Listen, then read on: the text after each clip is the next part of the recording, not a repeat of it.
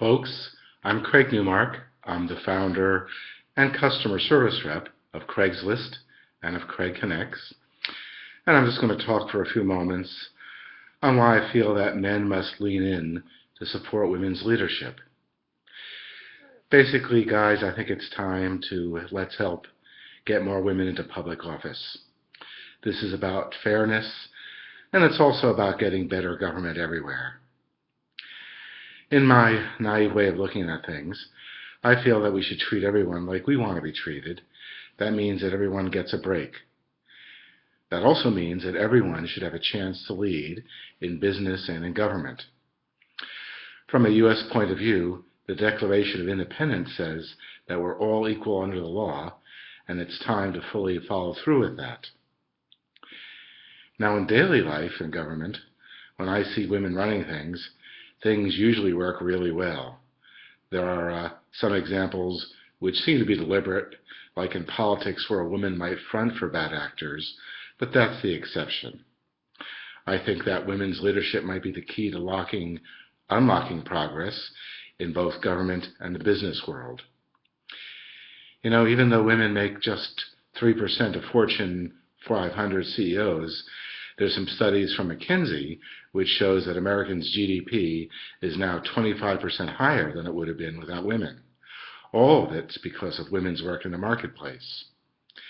There's also a Goldman Sachs study which argues that eliminating the gap between male and female employment rates could boost GDP in America by a total of 9%, in the Eurozone by about 13%, and in Japan by about 16%.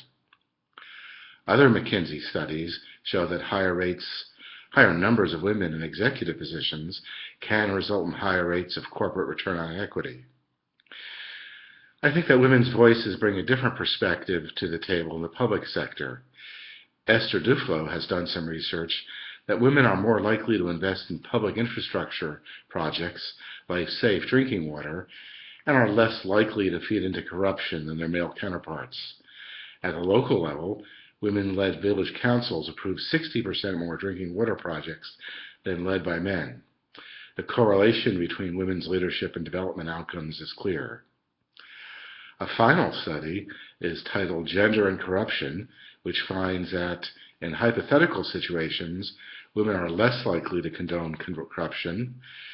Women managers are also less involved in bribery, and countries which have greater representation of women in government or in market work have lower levels of corruption. And that information is all adapted by Rangita de Silva de Alves' forthcoming article, Why Women's Leadership is the Cause of Our Time, which is going to be published in the UCLA Law School's Journal of International Law and Foreign Affairs.